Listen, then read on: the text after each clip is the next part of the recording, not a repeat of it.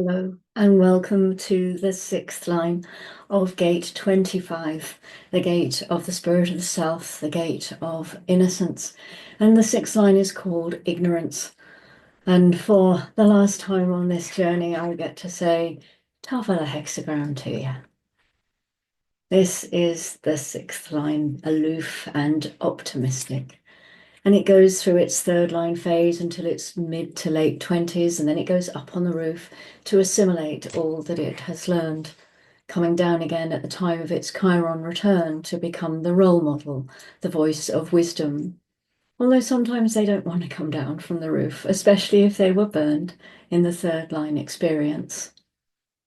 Six lines don't want to do anything that isn't worthwhile, that doesn't have value. Yeah, what's the point of that? They're innocent. They can be sympathetic. They can be very disconnected from the nature of their hexagram as they sit up on the roof. This is the mystery of all six lines. They really don't belong to the hexagram. The hexagram ends with the fifth line, and the sixth line sits above the hexagram. It kind of sits in judgment of the hexagram, and by sitting in judgment, it doesn't mean it has the right to judge. It's not in that moralistic way that maybe we would think of it. It's not like it's better than them. It's just that that is its role within the structure of the hexagram. Like any of these six lines that we've dealt with, it is something that is outside the basic nature of the hexagram. It is withdrawn, it is sitting above. And keep in mind that all of these six lines are going to flower soon.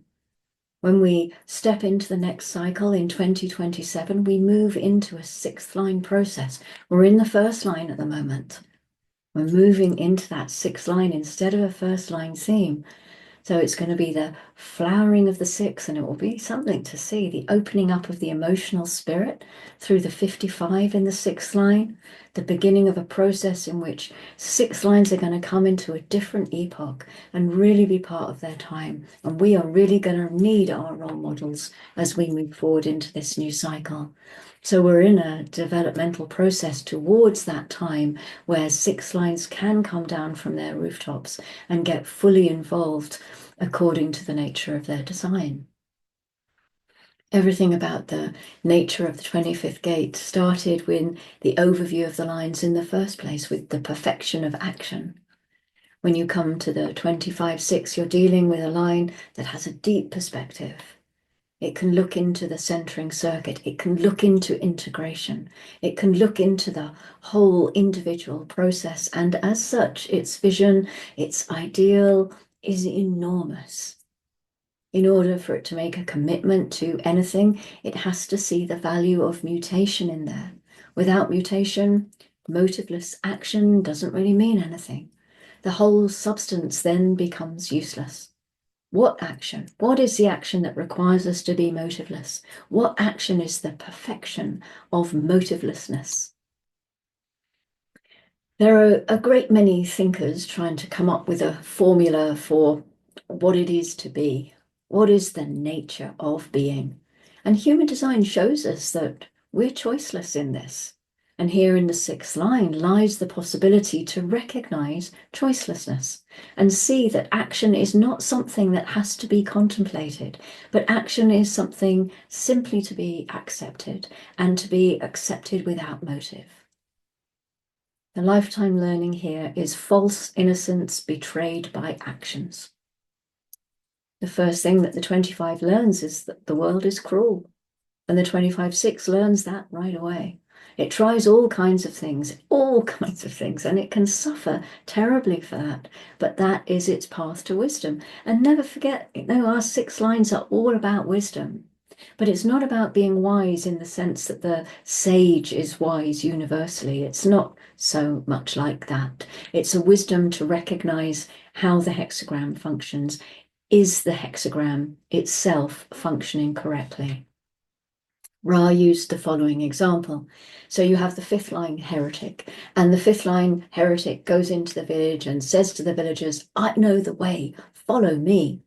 And the villagers, they've had to deal with so many fifth lines and things are tough and they would really like a better life and they're hopeful.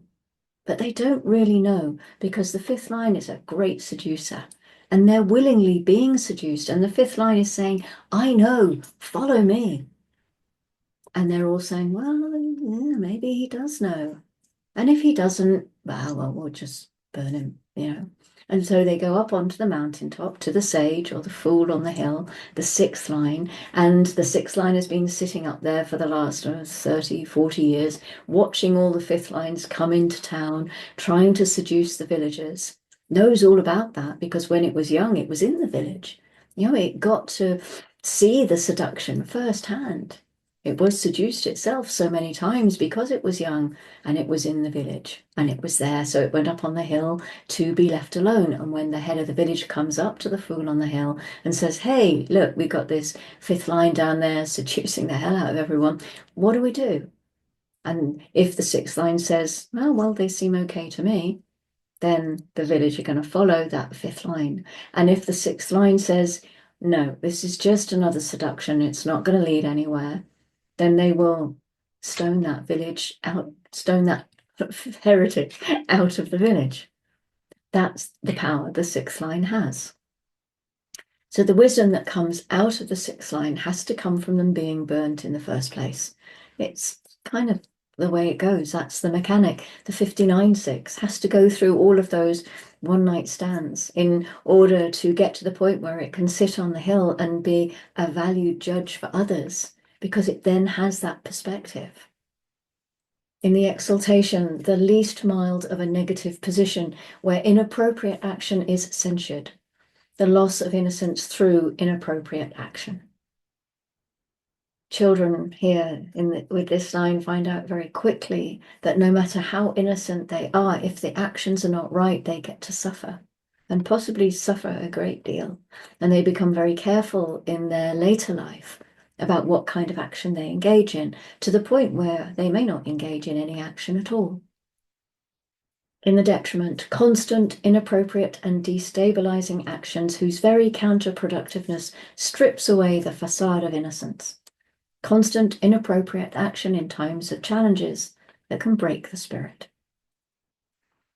If the spirit is not broken, then the fool won't go up on the hill. I mean, it doesn't matter whether the fool goes up on the hill broken or not, they will eventually go up there. That's the whole thing to understand about the sixth line. And the 25-6, they are supposed to make total fools of themselves when they're young.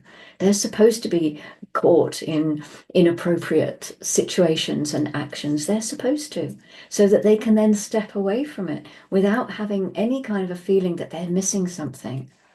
Because that's the best thing about a really good sixth line, is that they know they haven't missed anything because they went through it all in their third line phase and they can see it for the truth of what it is. And the next thing to recognize about the movement and the way in which the move in the wheel is that the sixth line is going to lead into the next line. Did I say that right? Do you understand what I mean? It's another thing, it's another element or feature, function of the sixth line, is that they are looking to the wheel as it turns, looking to the next gate, the next line. What is inappropriate action going to lead to? And remember something about the sixth and the fifth lines, they are purely transpersonal lines. Transpersonal karma, they only get fulfilled through others. If the heretic succeeds in seducing people, or if the heretic fails and is stoned by the villagers, it's correct. This is the fifth line, transpersonal karma. Whether they follow you or stone you, that's your relationship with them. The sixth line serves no purpose unless somebody knows that they're up on the hill and they're ready to be asked. This interaction, this capacity for interaction is essential. And when the sixth line sees a fifth line in its own hexagram, then it can recognize it as being valid. It's ready to jump, to go to the next step, to go to the next hexagram, which in this case is the 17th hexagram. That's where the 25 leads, to the gate of opinions and into the first line, which is a line of openness. It's not enough to be motiveless in one's spirit. One's actions have to be pure and unmotivated. They simply have to be a byproduct of being. The 25-6 goes to the 17-1, which is all about collecting endless amounts of opinions. It's an openness to all kinds of stimuli. In other words, what the 25-6 has to do is look at all the actions in the world. Wow, tricky. There are so many different formulas, so many different ways of getting the information out. The 17th gate is the great gate of organizing humanity. That is what it is there for. It comes back to the question of what is innocence. The 25-6 can always look at the activities of others, and they see clearly whether they are motivated or whether they are innocent. They can always tell. There's quite a gift for it in that sense, but for itself, it's a very difficult process. Only when they see that action can be motiveless, only then is it possible for them. It has to be concretized in their opinion. In other words, they have to see the value to humanity. They have to see that it has a mutative quality.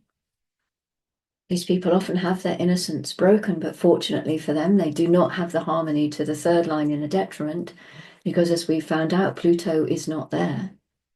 So they don't have to suffer deeply with their innocence being broken.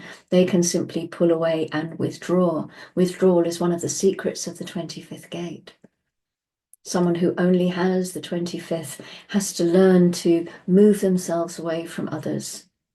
When Ra was giving name groupings for various hexagrams, he put together the hexagrams for aloneness, the 12, the 33, and the 40. And he said he was very tempted to add the 25 to that as well because of the withdrawal. But he didn't, because he thought it might confuse us. And it's important to understand that the 25th gate is only at its best when it is alone, because it is only when it is alone that it is truly innocent. Limitation is everything for humanity. Limitation, the 60th gate, part of individual circuitry, it says that there is a structure for everything, and the only thing to recognize is the structure. Once you understand the nature of the structure, then you can find a way to see that whatever moves through that structure will be a polarity, a binary, like everything else in life. But the structure is the framework. The framework for a 25, the structure in the language of individuality in the 2343, which is the channel of structuring, is that when innocence is sapped of vitality, withdrawal is what is necessary.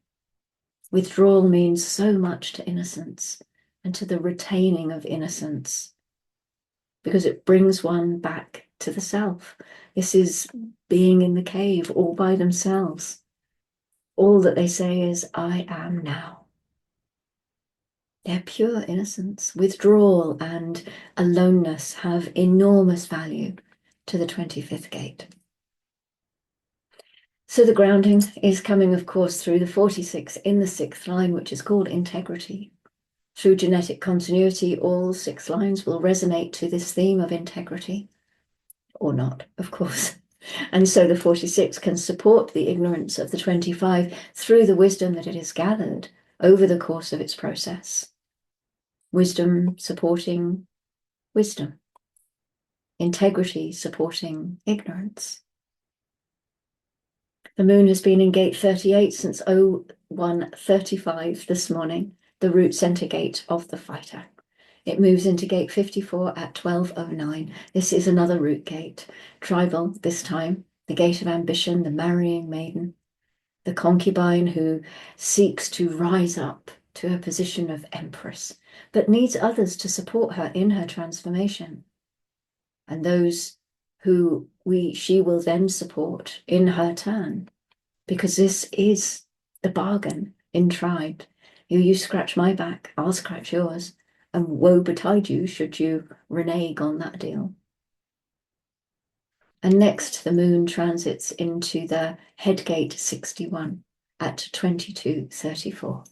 This is the gate of inner truth, the gate of mystery, with its individual pulse of inspiration, and knowing that comes in its own timing and can empower others to think in unusual ways from new perspectives. This is the pressure to know, to delve into the mysteries of life and the unknown, and to know that some things are forever unknowable, and to surrender to this, letting go of the pressure to solve the mystery. This is not a rational thinking process, but a mutative process, beyond the control of the conscious mind and its purpose. It's yeah, it's to inspire others. This is the 61, to potentially transform concepts about life. And that is where we finish. That is the end of my journey through the transits. Interesting to have got to this place. A year of going through the transits, and thank you for your company as I've been going through this process. I have a poem that I would like to read. It is called The Turning of the Wheel. A year of stars, a path well trod, through gates of knowing, step by step. The sun has whispered, gate by gate, each lesson woven, truth conveyed. From silence deep to voices bright, from stillness born to passion's light. The pulse of cycles, ebbs and flows, a cosmic rhythm we've come to know. From voices bright to silence deep, where passion's bright and stillness sleeps. Mutation stirred and a pulse rewove, and no step was taken as before. I walked with questions, found the keys, in echoes soft upon the breeze, the wisdom carved in time and sky. All gates opened, no truth denied. Not mine alone, this path so vast. A gathering formed, a light was cast. We spoke, we shared, we dared to see a woven thread of unity. And yet the circle, never still. The wheel turns on, it always will. No end, no start, just turning space, a spiral dance of form and grace. So here I stand, both whole and free, a keeper of what came to be. The path behind, the path ahead, both held within the steps we tread. The gates still whisper, they call our name, but now we walk no more the same. For in their voices we have found hearts and souls on common ground. Thank you so much for joining me. I will be doing a YouTube live tonight at 1800, 6 p.m. GMT. If you would like to join me, I would love to see you there. And my opportunity to connect with you in person and to say thank you for so much support that I have received over the course of this transit journey this year. And if not, thank you anyway for being here. Thank you for watching. And there will be something coming next. I'm not entirely sure what. Maybe a little bit sure. I have some ideas. I'll share them maybe later. So yes, thank you. And well, goodbye, I guess. Goodbye and go gently and love yourselves wildly and madly because you're gorgeous and you are only here now and there's only one of you, and live it. Go gently.